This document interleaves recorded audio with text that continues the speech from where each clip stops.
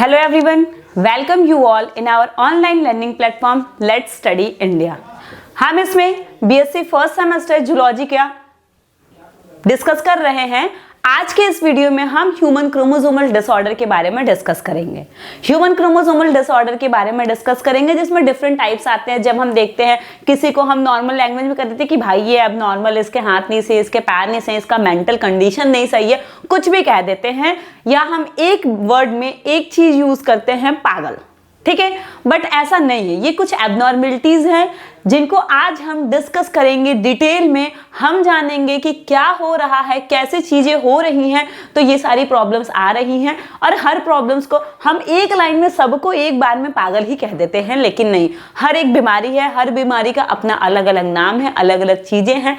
क्या है, कैसे हो रहा है, वो जानेंगे। इसके पहले वाले वीडियो में हमने म्यूटेशन के बारे में डिस्कस किया था। म्यूटेशन के बारे में हमने पढ़ा था कि म्यूटेशन क्या होता है। एनी सडन चेंज, कोई भी सडन चेंज जो होता है किसी भी इंडिविजुअल के अंदर, किसी भी ऑर्गेनिज्म के अंदर, वो हेरिटेबल भी हो सकता है और नॉन हेरिटेबल भी हो सकता है। मतलब एक जनरेशन से दूसरे जनरेशन में पास हो भी सकता है और पास नहीं भी हो सकता है। कंटिन्यूअस भी हो सकता है, डिसकंटिन्यूअस भी हो सकता है। ये था म्यूटेशन। म्यूटेशन के रिगार्ड में ही हम और आगे बढ़ रहे हैं और ये ह्यूमन क्रोमोसोमल डिसऑर्डर के बारे में पढ़ेंगे। ठीक है, तो चलिए स्टार्ट करते हैं। क्रोमोसोमल डिसऑर्डर, क्रोमोसोमल से सिंपल क्रोमोसोम। तो ये जो डिसऑर्डर्स हो रहे हैं वो किस में हो रहे हैं? क्रोमोसोम्स में। कैरियोटाइप में हमने ये बात जाना था कि क्रोमोसोम के नंबर में, शेप में, साइज में, या उनके नंबर में ट्रांसलोकेशन हो जाए, इन्वर्जन हो जाए, कोई भी ऐसी चीज हो रही है तो कुछ ना कुछ एबनॉर्मलिटीज आती ही हैं। ठीक, क्रोमोसोम में कोई भी ऐसी चीज हो रही है, उसके शेप में कोई चेंज आ रहा है, साइज में कोई चेंज आ रहा है, नंबर्स का इन्वर्जन हो जा रहा है या ट्रांसलोकेशन हो जा रहा है, कुछ भी हो रहा है तो एक एबनॉर्मल कंडीशन लीड्स हो जा रही है। ठीक है, एक एबनॉर्मल कंडीशन हो जा रहा है तो वही चीज क्रोमोसोमल डिसऑर्डर कहलाने लगता है। ठीक है, चीजें जब सही रहती हैं तो एक ऑर्डर में चलती हैं। यहां पे हम नाम दे रहे हैं डिसऑर्डर, मतलब चीजें क्या है, ऑर्डर में नहीं है। ठीक है, ऑर्डर में नहीं है, जो सही से चीजें हैं उनकी जो नॉर्मल कंडीशन है उसमें नहीं है, तो उसको हम एबनॉर्मलिटी, डिसऑर्डर्स कुछ भी कह सकते हैं। ठीक है, क्या है chromosomal disorders? Any syndrome characteristic by malformation or malfunctions in any of the body system. ठीक है, क्रोमोसोमल डिसऑर्डर या कोई सिंड्रोम किसको हम कहते हैं? एनी सिंड्रोम कैरेक्टर किसको कहते हैं? जब क्या होता है, मालफॉर्मेशन या मालफंक्शन जाता है बॉडी के किसी भी सिस्टम में। बॉडी के किसी भी सिस्टम का माल फॉर्मेशन या माल फंक्शन, मतलब एबनॉर्मल फंक्शन होना, वो क्या कहलाता है? ये क्रोमोसोमल डिसऑर्डर या syndrome condition, and caused by abnormal chromosome number और कॉन्स्टिट्यूशन। ठीक है, एबनॉर्मल नंबर से भी कभी कभी क्या होता है, हमें पता है कि नॉर्मल कंडीशन में 46 नंबर ऑफ क्रोमोसोम है। कभी कभी क्या हो रहा है, क्रोमोसोम के नंबर बढ़ जा रहे हैं, कभी घट जा रहा है, कभी कम हो रहा है, कभी ज्यादा हो रहा है। ये सारी चीजों से जो भी एबनॉर्मलिटीज आती हैं, जो भी प्रॉब्लम आती हैं, वही क्या कहलाती हैं? हमारी क्रोमोसोमल डिसऑर्डर्स कहलाती हैं। ठीक है, या दूसरी बात कर ले, it occur due to abnormalities in chromosomal number और स्ट्रक्चर। ये क्यों हो रहा है, कोई भी डिसऑर्डर क्यों हो रहा है, कोई भी सिंड्रोम क्यों हो रहा है? क्योंकि क्रोमोसोम के नंबर और स्ट्रक्चर में कोई एबनॉर्मलिटीज आ जा रही हैं। एबनॉर्मलिटीज बोले तो कोई भी चेंज आ जा रहा है। ठीक, it mainly occurs due to abnormal cell division. Cell division जब हो रहा है वो भी अगर एबनॉर्मल हो जा रहा है तो उसकी वजह से भी एबनॉर्मलिटीज या डिसऑर्डर्स या सिंड्रोम की कंडीशन पॉसिबल है। तो क्रोमोसोमल डिसऑर्डर क्या है? क्रोमोसोम के शेप में, उसके साइज में, उसके नंबर में कोई भी चेंज आ जा रहा है जिसकी वजह से किसी भी ऑर्गेनिज्म में कोई भी एबनॉर्मलिटीज आ जा रही हैं, तो इसी कंडीशन को हम क्या कहते हैं? क्रोमोसोमल डिसऑर्डर, सिंड्रोम या एबनॉर्मलिटीज। ठीक है,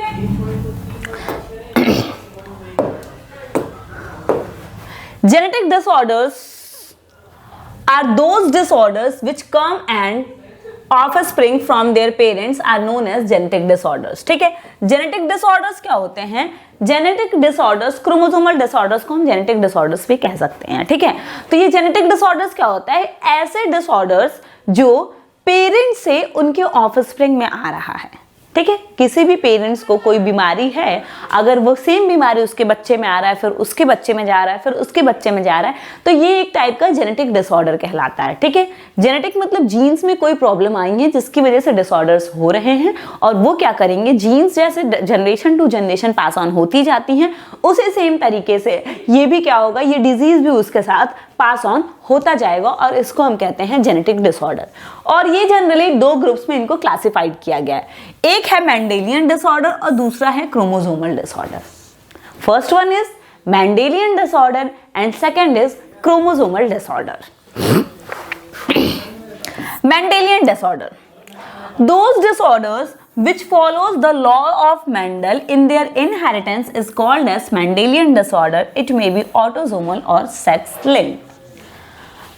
मेंडेलियन, जब मेंडल साहब का नाम आ गया मतलब उनसे रिलेटेड ही चीजें हैं, तो मेंडेलियन डिसऑर्डर्स हम उनको कहते हैं जो मेंडल का लॉ ऑफ इनहेरिटेंस था, जो भी डिसऑर्डर्स उस लॉ को फॉलो करेगा, मेंडल के लॉ ऑफ इनहेरिटेंस को फॉलो करेगा, जो भी डिसऑर्डर, उसको हम कहते हैं मेंडेलियन डिसऑर्डर्स। ठीक है, उसको हम कहते हैं मेंडेलियन डिसऑर्डर। और ये मेंडेलियन डिसऑर्डर जो है ये ऑटोसोमल भी हो सकता है या सेक्स लिंक्ड भी हो सकता है, ऑटोसोमल भी हो सकता है और सेक्स लिंक्ड भी हो सकता है। ठीक, मेंडेलियन जेनेटिक डिसऑर्डर क्या है, जो जीन्स की वजह से जो डिसऑर्डर्स हो रहे हैं, जो generation to generation pass on होते जा रहे हैं, और ये फर्दर दो टाइप्स के होते हैं, एक होता है मेंडेलियन डिसऑर्डर और दूसरा है क्रोमोसोमल डिसऑर्डर। तो ये मेंडेलियन डिसऑर्डर जो है ये क्या होता है, ये वो डिसऑर्डर होता है जो मेंडल्स के लॉ ऑफ इनहेरिटेंस को फॉलो करता है। मेंडल्स के लॉ ऑफ इनहेरिटेंस को जितने डिसऑर्डर्स फॉलो करेंगे वो किसके अंडर आएंगे, वो मेंडेलियन डिसऑर्डर्स के अंडर आएंगे। ठीक है, और ये ऑटोसोमल भी हो सकता है और सेक्स लिंक्ड भी हो सकता है। जैसे हम एग्जांपल ले लें, haemophilia, sickle cell anaemia, colour blindness, phenylketonuria. Haemophilia, sickle cell anaemia, colour blindness and phenylketonuria, ये सारे जो डिसऑर्डर्स हैं ये क्या होते हैं, मेंडेलियन डिसऑर्डर्स होते हैं। ओके, तो चलिए इन सबको भी हम देख लेते हैं कि इन सब में होता क्या है। हीमोफीलिया, हीमोफीलिया क्या है, हीमोफीलिया कभी कभी हम क्या करते हैं, देखते हैं कि मान लीजिए किसी को चोट लग गई, मान लीजिए हम क्या है कुछ कर रहे हैं या किचन में कुछ काम कर रहे हैं, सब्जी वब्जी कट कर रहे हैं, हमें एक कट लग जाता है तो हम तुरंत सारा काम छोड़ के उसको ऐसा दबा देते हैं। ठीक है, और दबा कुछ टाइम तक कहते हैं दबाए रहो खून रुक जाना है। ठीक है, दबाए रहते हैं रुक जाता है, या थोड़ी देर खून बहता है, फिर हमें दिखता है कि यहाँ पे क्या हो रहा है, थक्का जैसा कुछ आ रहा है, वो ब्लड क्लॉट होना स्टार्ट हो जाता है, और जैसे ही ब्लड की क्लॉटिंग हो जाती है तो ब्लड का जो बहना है वो रुक जाता है।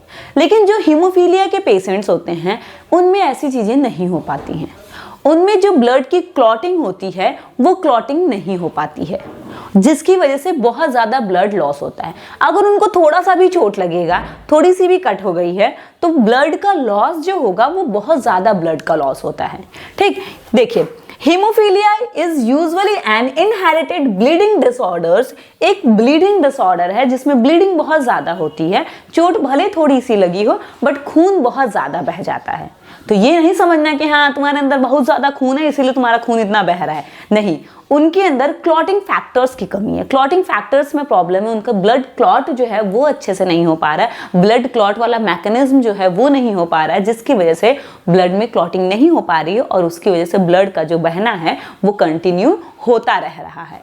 ठीक है, Hemophilia is usually an inherited bleeding disorders in which the blood does not clot properly.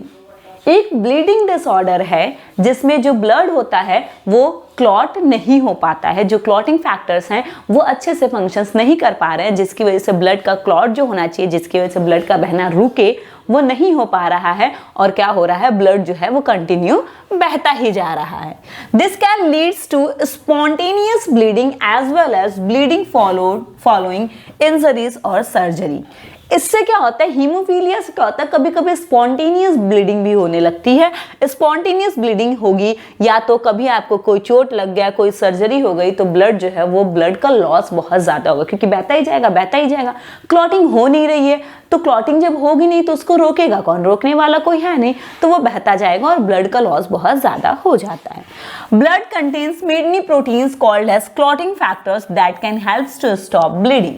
ठीक है, कई प्रोटीन्स होते हैं जिनको हम क्लॉटिंग फैक्टर्स कहते हैं, वही ब्लीडिंग को स्टॉप करते हैं। वही क्या होता है, जैसे मान लीजिए यहाँ पे हमारे हाथ में कट लगता है तो इसके नीचे क्या होगा, इसके नीचे जैसे ही ब्लड बाहर आना स्टार्ट होता है तो ब्लड के अंदर वो जो प्रोटीन्स रहते हैं जो क्लॉट करते हैं, वो भी थ्रोम्बिन वगैरह जो होते हैं वो आपस में कई मतलब एक मैकेनिज्म होता है, उतना डिटेल में अभी हम नहीं बता रहे हैं आपको, एक मैकेनिज्म होता है, उसके साथ फिर जैसे ब्लड आप ऊपर आता है वो भी आते हैं और जहां पे कट लगा है वहां पे ऐसे ब्लॉक कर देते हैं। ठीक है, वो क्लॉटिंग फैक्टर, मान लीजिए यहाँ पे कट लगा है तो ये क्लॉटिंग फैक्टर जब इधर आएगा तो यहाँ पे इसको ब्लॉक कर देता है, जिससे जो ब्लड है अब उससे बाहर नहीं जा पाता है। लेकिन यही चीज जो हीमोफीलिया के पेशेंट होते हैं उनमें नहीं हो पाता है।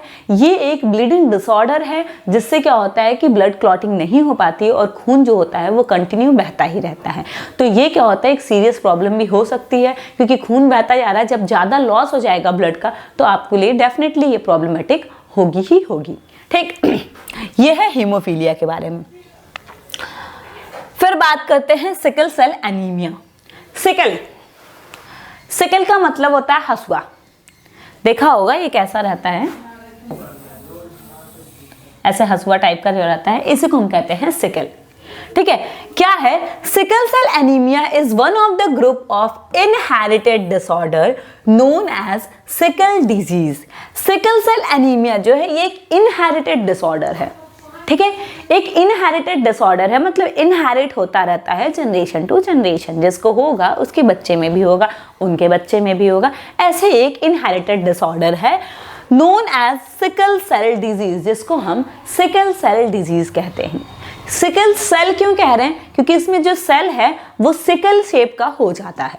ठीक है, सेल जो है वो सिकल शेप का हो जाता है, इसलिए इस डिजीज को हम नाम देते हैं सिकल सेल एनीमिया। और एनीमिया वो कंडीशन होती है जब किसी भी इंडिविजुअल या किसी भी बॉडी में ब्लड की कमी हो जाती है। तो हम कहते हैं ना कि भाई ये बंदा मतलब या ये जो है ये एनीमेटिक हैं।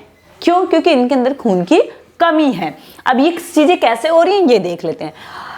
If it affects the shape of red blood cells which carry oxygen to all parts of the body, ये क्या करता है, ये जो हमारी आरबीसी हैं उनको अफेक्ट करता है और उनके शेप में चेंज कर देता है। जैसे देखिए क्या है, ये red blood sales normal red blood sales हैं, लेकिन इनके शेप को चेंज करके ये सिकल शेप का कर दिया है। ठीक है, ये सिकल शेप की शेप हो गई है। और रेड ब्लड सेल्स का काम क्या होता है, ये ऑक्सीजन, इसके अंदर हीमोग्लोबिन प्रेजेंट होता है और वो हीमोग्लोबिन क्या करते हैं, ऑक्सीजन के साथ बाइंड करते हैं और ले जा करके बाकी जगह बॉडी के पहुंचाते हैं।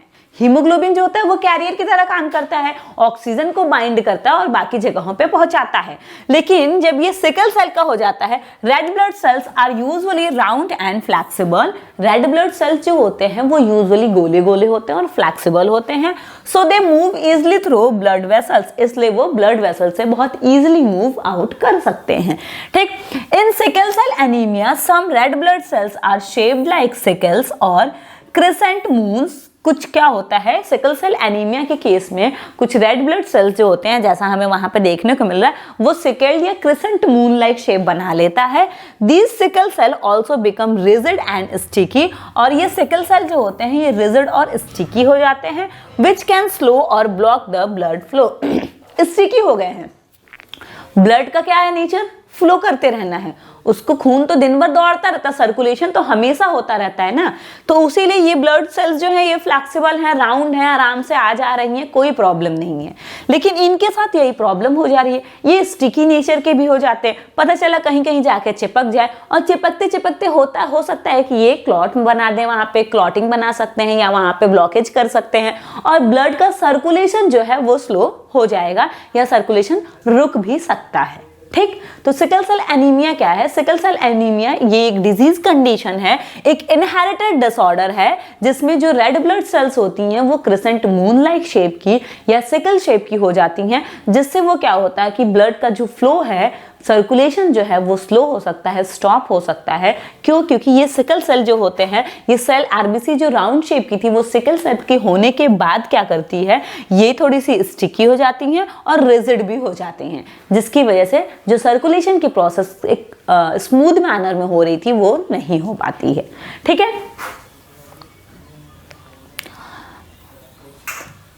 फिर आता है colour blindness. Colour blindness, blindness मतलब अंधापन, कलर मतलब कलर में कुछ प्रॉब्लम है। ठीक है, तो नॉर्मली हम क्या कहते हैं कि जो लोग, कुछ लोग होते हैं उनको रेड और ग्रीन कलर दीजिए तो वो रेड और ग्रीन कलर के बीच में डिस्टिंग्विश नहीं कर पाते हैं। ठीक है, तो मैं आपको एक स्टोरी बताती हूँ कि मैं जब छोटी थी तो मेरे भाई के साथ ये प्रॉब्लम है। मेरे भाई के साथ ये प्रॉब्लम थी, मैं जब छोटी थी तो वो, उसको बहुत इंटरेस्ट आता है ये कुछ काम, ये जितनी तिकड़म वाले काम होते हैं, कुछ काटना है, जोड़ना है, तार यहाँ से निकालना है, वहाँ जोड़ना है, बहुत मज़ा आता था उसको। ठीक है, और अभी भी आते हैं। तो वो क्या करता था कि वो जब तार को काट देता था, तार को देखते छीलते हैं लोग, छीलने के बाद फिर उसको ज्वाइन करते हैं, तो छीलने तक का काम तो वो कर लेता था, लेकिन उसके बीच में जब उसको तार को डिस्टिंग्विश करना पड़ता था कि कौन सा रेड वाला है, कौन सा ग्रीन वाला है, वहां पे वो अटक जाता था। तो वहां पे वो हम लोग के पास लेके आता कि देखो देखो कौन सा ग्रीन है, कौन सा रेड है। तो हम लोगों को, जब हम छोटे थे तो हमें इसके बारे में नहीं पता था। फिर जब धीरे धीरे हम लोग को लगता था कि ये गधा है, इसको पता ही नहीं है ग्रीन कलर कैसा दिखता है, रेड कलर कैसा दिखता है। लेकिन बाद में जब हमने जाना तो हमने जाना कि ये एक डिसऑर्डर है, जिसमें क्या होता है, पर्सन जो होता है वो डिस्टिंग्विश नहीं कर पाता है कलर्स के बीच में, स्पेशली रेड और ग्रीन के बीच में। ठीक है, कलर के बीच में वो डिफरेंशिएट नहीं कर पाता है कि हाँ ये कौन सा शेड दिख रहा है या ये कौन सा शेड दिख रहा है। जैसे कलर ब्लाइंडनेस क्या है, कलर ब्लाइंडनेस और मोर एक्यूरेटली पुअर और deficient colour vision. Colour blindness को हम और एक्यूरेट वर्ड में अगर बोलें तो ये क्या कहलाता है, पुअर और डेफिशिएंट कलर विजन। मतलब आदमी पूरी तरीके से तो अंधा नहीं है, कलर ब्लाइंडनेस कहने का मतलब क्या, उसको कोई भी कलर दिखेगा ही नहीं, या तो सिर्फ अंधेरा अंधेरा दिखे, तो कलर ब्लाइंडनेस नहीं कह सकते, हम ये कह सकते हैं कि हाँ उसके साथ क्या है, deficient colour vision. Colour vision वाली जो पावर है उसकी थोड़ी कमजोर है, ये कह सकते हैं, ये ज्यादा एक्यूरेट होगा। Is an inability to see the difference between certain colours. ये एक इनएबिलिटी होती है जिसमें जो पर्सन होता है, जो अफेक्टेड इंडिविजुअल होता है, वो कुछ सर्टेन कलर्स के बीच में डिफरेंस नहीं कर पाता है, उनको पहचान नहीं पाता है। ठीक है, तो many people commonly use the term colour blind for this condition. अधिकतर लोग इस कंडीशन के लिए कलर ब्लाइंड वर्ड यूज करते हैं। True colour blindness in which everything is seen in shade of black and white is rare. ठीक है, लेकिन अगर हम सच में कलर ब्लाइंडनेस की बात करें तो उनको कोई कलर नहीं दिखना चाहिए। तो ट्रू कलर ब्लाइंडनेस कंडीशन क्या होती है, ट्रू कलर ब्लाइंडनेस कंडीशन वो कंडीशन होती है जिसमें जो पर्सन होता है उसको सारी चीजें बस दो ही शेड्स में दिखेंगी, या तो ब्लैक दिखेगा या तो व्हाइट दिखेगा। ठीक है, या तो ब्लैक दिखेगा या तो व्हाइट दिखेगा। लेकिन जो कलर डेफिशिएंट कंडीशन आ रही है उसमें क्या होता है, कुछ पर्टिकुलर कलर होते हैं जिसमें आप डिफरेंशिएट नहीं कर सकते हो। जैसे मैंने बताया कि मेरे भाई को ग्रीन और रेड में प्रॉब्लम हो रही है, तो वो उसका एक कंडीशन है। ठीक, लेकिन हम उसको पूरी तरीके से कलर ब्लाइंडनेस नहीं कह सकते, क्योंकि बाकी कलर तो उसको दिख रहे हैं, ग्रीन येलो दिख रहा है, ऑरेंज दिख रहा है, बाकी कलर्स तो उसको दिख रहे हैं। उसको प्रॉब्लम स्पेशली दो कलर्स में आ रही है, ग्रीन और रेड में डिफरेंशिएट करने में। तो वो कंडीशन क्या कहलाएगी, डेफिशिएंट कलर विजन वाली कंडीशन होगी। क्योंकि ट्रू कलर ब्लाइंडनेस हम उनको कहेंगे जिनको कोई भी कलर नहीं दिखता है, उनको हर चीजें बस दो ही शेड्स में दिखेंगी, ब्लैक एंड व्हाइट। ओके,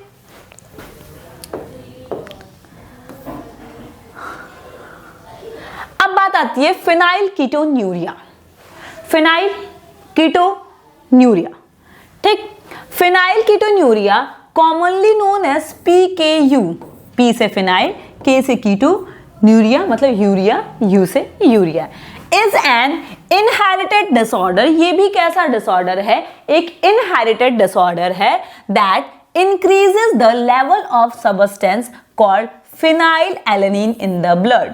ये एक ऐसा डिसऑर्डर है जिस कंडीशन में क्या होता है, ब्लड में क्या होता है, फिनाइल एलेनिन की मात्रा जो होती है वो ज्यादा हो जाती है। फिनाइल एलेनिन का कंसंट्रेशन जो है या अमाउंट जो है वो ब्लड में ज्यादा हो जाता है। ठीक, फिनाइल कीटोन्यूरिया क्या है? फिनाइल कीटोन्यूरिया को हम कॉमनली पीकेयू से डिफाइन करते हैं या डिनोट करते हैं, और ये एक इनहेरिटेड कंडीशन है जिसमें क्या होता है, फिनाइल एलेनिन का लेवल जो है वो ब्लड में बढ़ जाता है। ब्लड में क्या होता है, फिनाइल एलेनिन का लेवल जो होता है वो बढ़ जाता है। फिनाइल एलेनिन है क्या?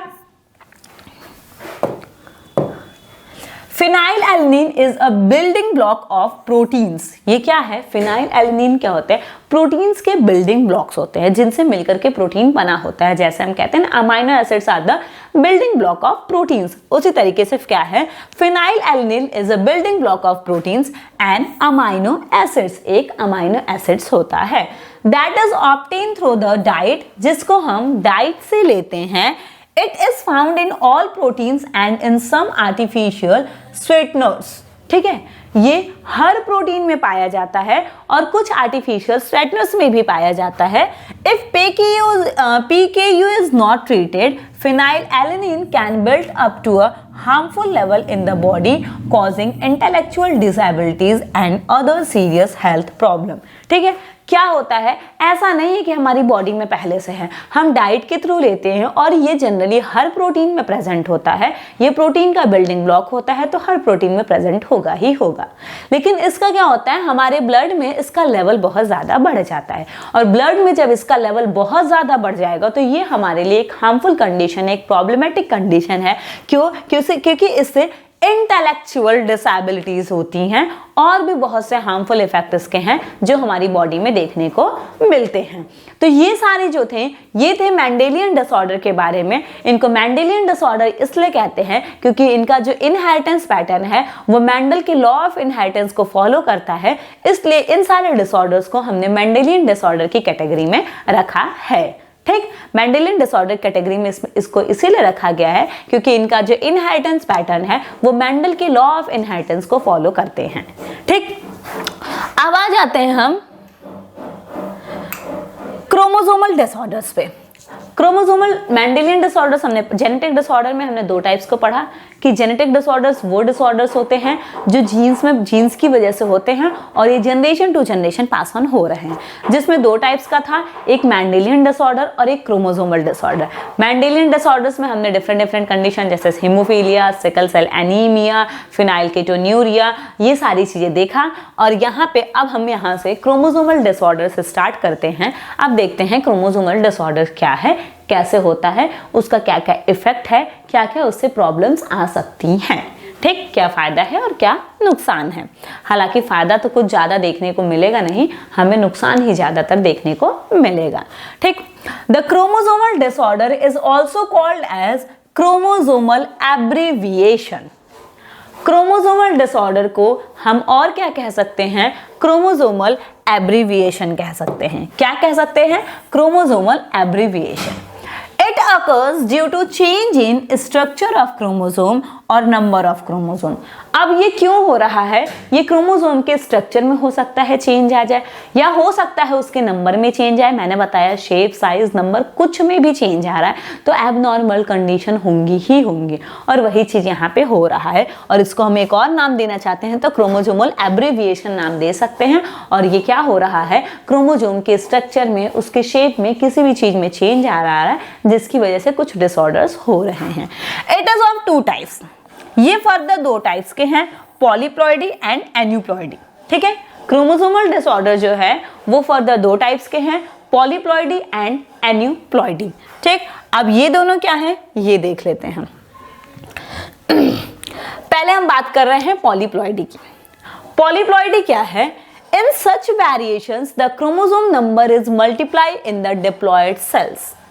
पॉलीप्लॉइडी कंडीशन में पॉली ज्यादा हो रहे हैं, पॉली का मतलब ही होता है, ठीक है, तो क्या हो रहा है, ऐसे वेरिएशन या इस कंडीशन में क्या होता है, chromosome number is multiply in diploid cells. Diploid cells में क्या होता है, क्रोमोसोम नंबर जो होते हैं वो मल्टीप्लाई कर जाते हैं या कह सकते हैं बढ़ जाए। The polyploidy is the condition which occurs due to alteration in number of chromosomes in a set. इसमें क्या हो रहा है, क्रोमोसोम के नंबर में अल्टरेशन आ जा रहा है। अल्टरेशन बोले तो चेंज आ जा रहा है।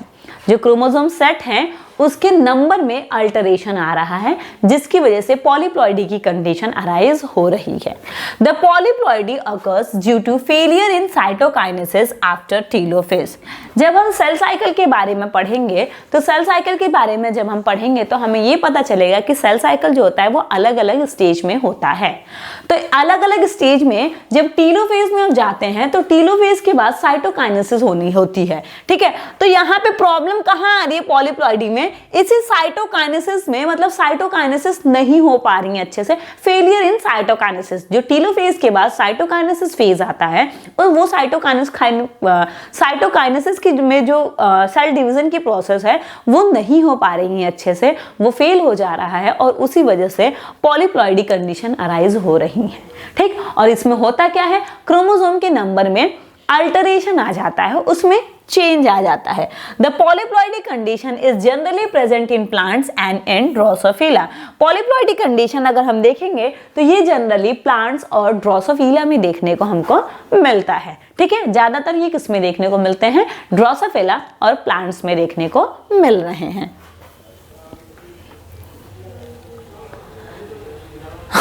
अब देखिए एनुप्लॉइडी, पॉलीप्लॉइडी देख लिया, अब देखते हैं एनुप्लॉइडी क्या है।